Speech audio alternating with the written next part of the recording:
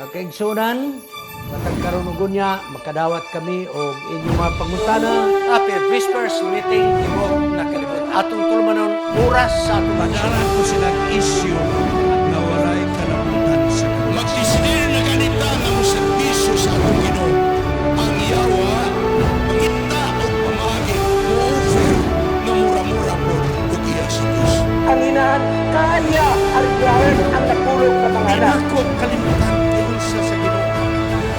Nga ang tanang mga kalisod iyang isukli.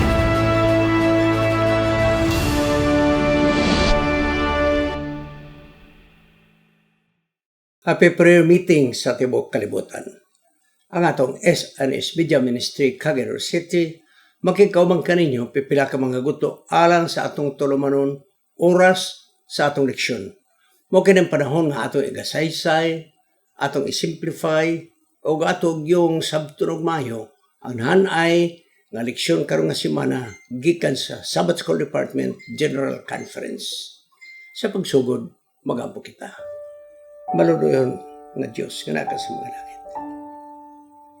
Imo tipigan imong mga anak sa pinasahi. Labi na niining ekonomikanhon nga kalisod sa tibok nga kalibutan ug sa among nasod sa Pilipinas.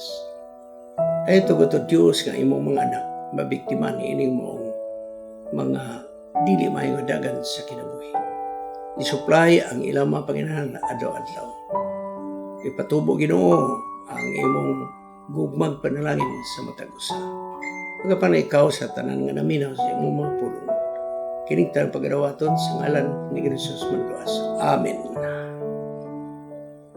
Ang atong title karong mga kaigsunan, The Role of the Bible. Makaunsa man ang Biblia sa atong kinabuhi. Ang teksto na gayon sa Hebreano 4:12, isumada ko na lang. Ang pulong sa Dios mahait pa kaysa espada nga dunay duhay sulab. Nga kini magatadlas ngadto sa mga lutahan. Manuhot-suhot ngadto sa mga kabukugan. Onya kini mutabang pag-ilas sa pangunahuna ug katuyuan sa atong kasing-kasing. Mahait pa kaysa espada nga dunay duhay sulab. Sa mga nasod tungod kay may kagawasan sa relihiyon, bisag unsang orasa sila makapalmalit o Biblia. Gani, panghatag pa yun. Apan sa mga nasod, walay kagawasan sa relihiyon, ilabahang kalisod kaayo ang pagbaton sa Biblia. Tinago-tago, smuggling, ug ubang pa. Daghang nagrisko silang kinabuhi, aron ang makapalusot ang Biblia, mga kaigsunan. Ang Biblia mao ang pinakadaghan nga libro nga giimprinta sa tibok kalibutan. Pinakadaghan nga libro nga giimprinta sa tibok nga kalibutan. Gani daghang mitahan sa ilang kinabuhi. Mihatag silang kinabuhi. Tungod galang sa pagdepinsa sa Biblia, mga kaigsunan. Gani ang Biblia usa sa mga karaan nga sinurat. Samtang kita magabasa o magasabot niini, ang Biblia magagiya sa atong kinabuhi. Ayaw ninyo bayai ang atong Biblia nga maabug-abugan lang, white, basa-basa, basta lang na decoration, mga kaigsunan. Ayaw ninyo nang himuha. Panahon na nga inyo nang gunitan ang Biblia o magbasa ng kamo. Ang Biblia mo ay naghahatag sa pulong nga puno sa gahom, gikan sa Dios. Kay Biblia maong ang Dios nagigsulti kanato, nagapadasig kanato, nagausab sa atong kinabuhi. Pinagi sa nasulat sa Biblia, mga kaigsunan. Ang Biblia dili kini lamang libro nga panggrado, mga kaigsunan. Dili lamang kini koleksyon sa mga sugilanon. Parang katahom nini nga nagasaysay may tungod sa paglalang sa Dios sa kalibutan o sa universo aron kita lamang mahimong suod ngadto kaniya. Ang Biblia nagatabang kanato sa pagtubo sa atong relasyon. Purposely, gilalang sa Dios ang kalibutan, apil ang tao, aron ang tao makigsuod ngadto sa Dios. Ibutang ni sa imong nauna. Nga ang yawa nangitag pamagi sa pag-atake aron mahunong ang atong mga panahon sa pagbasa sa Biblia. Kontrabida ang yawa niya. Unya, ang yawa nag-aabog sa mga tao nga malayo gikan sa Biblia sa usang pamagi. Kabisi sa negosyo, walay pagtagad, wishy-washy ang pag-alagad, gikapoy, unya, daghang kalibog. Mao ni ang pamagi sa yawa aron di taganahan mo basa sa Biblia. Kaya nasayon ang yawa ng panahon nga atong gigugol sa pagbasa sa Biblia, kini makapabuhi sa atong kinabuhi. Magapakaon sa atong espirituhanong panginahanglan. Busa, mabuhat yun ang yawa kutob siya mahimo aron nga kita iyang mababagan. Ang yawa nagapangitag mga pamaagi aron di kita magkakuha og kaalam gikan sa Biblia. Kaya ang yawa na sayod nga ang gahom sa pulong sa Dios makapahimo kaniya nga walay gahom.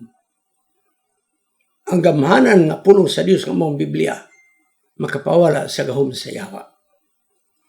Sa Great Controversy, page 593, nagiyon din ang yawa nang itag pamagi sa tanang mga posibilidad, mga pamagi. Aron ang tao babagan sa kaalam sa Biblia. Kini mo yano kaayo nga pagpadayag sa limbong sa yawa. Si Satanas na sayod nga ang pag-ampo o ang pagbasa sa Biblia, mo kini ang gamhanan kayo nga hinangiban sa tao batok kaniya.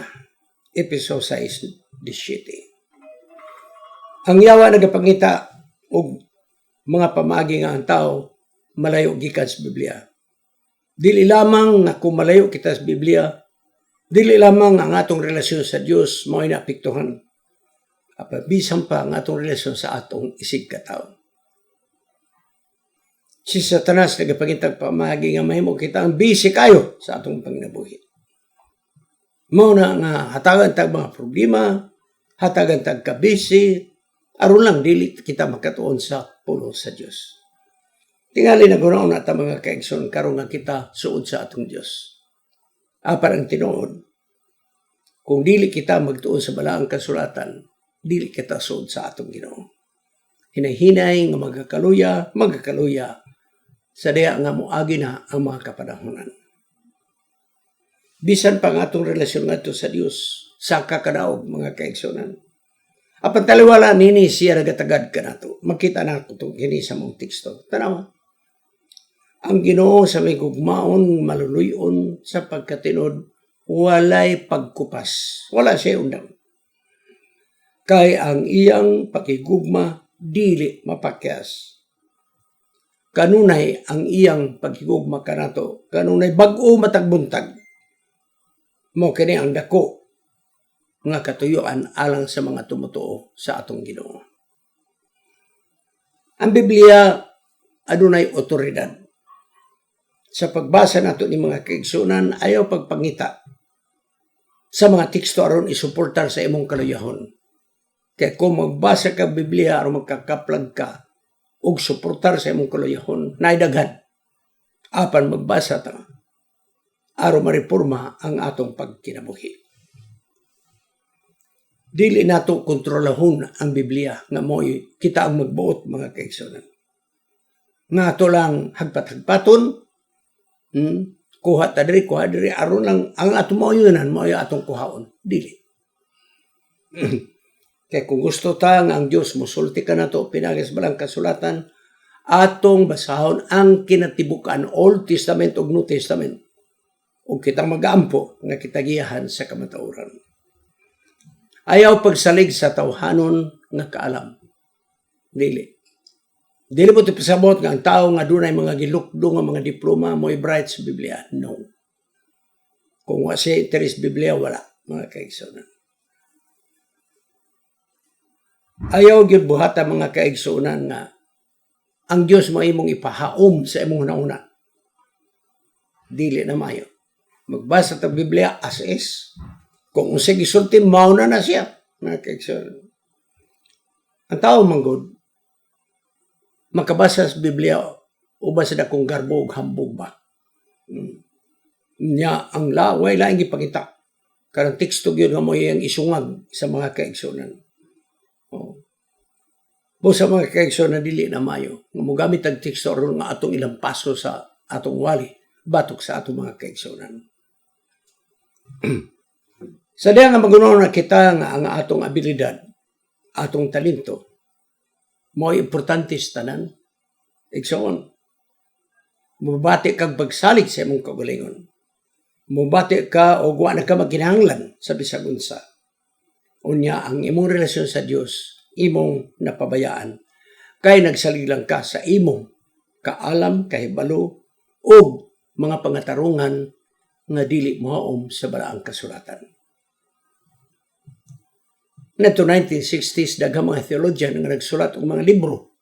Theologian. Apan kung imong basahon, murag halos di na masampit ang Dios, more on philosophical. Mao ni igsoon ang talan-awon. Ang tao mga kaigsuonan nagakawala na nagakadunot na ang ilang gugma sa pagbasa o Biblia. Balik tayo igsoon sa basic. Mamasa tag Biblia. Sumala sa maong kultura ni atong 1960s, matod pa nila, walay libro nga mao mitrusan nga dili mohaom sa dagan sa kapanahunan. Busag ang Biblia, kinahanglan mo adjust na sa kultura. Matod pa nila. Kay walay estandarte nga nasulat nga permanente siya nga dili mohaom sa dagan sa kapanahunan. Abarig so nag-iyon si Jesus, ako maong kamatuoran. Lucas 14:6. Ang iyang pulong nagpamatuod, may tungod sa kamatuoran nga kumplito o kiniputli. Mao nga igsoon ang Biblia atong makita. Juan 17:17. Balaana ako pinaagi sa imong kamatuoran. Kay ang imong pulong mao man ang kamatuoran. Kung sa manang pulong, Biblia mga kaigsoon. Ikaduha nga teksto.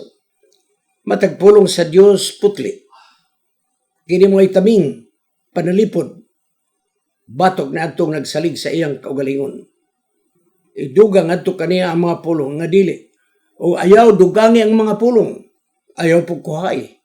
Kung unsa na sulat as is mga kaigsoon. Proverbio 30:5-6. Ikatulo, ang mapulong sa Ginoo putli nga mga pulong sama kini sa silver nga kini na ulay gikan sa kalayo. Nga kini na himong pure 7 times dito sa kalayo. Salmo 12:6. Kining maong kamatuoran igsoon nga dili mausab kay ang Dios wala may pagkausab. Ang kamatuoran kung kini atong tun-an ang pulong sa Dios, maghatod ka nato sa maayong relasyon o ang atong relasyon ngadto sa Dios magatubo. Naging si Ellen G. White sa Testimonies for the Church, Volume 5, page 704, doon ay daghang mga mina sa kamatuoran.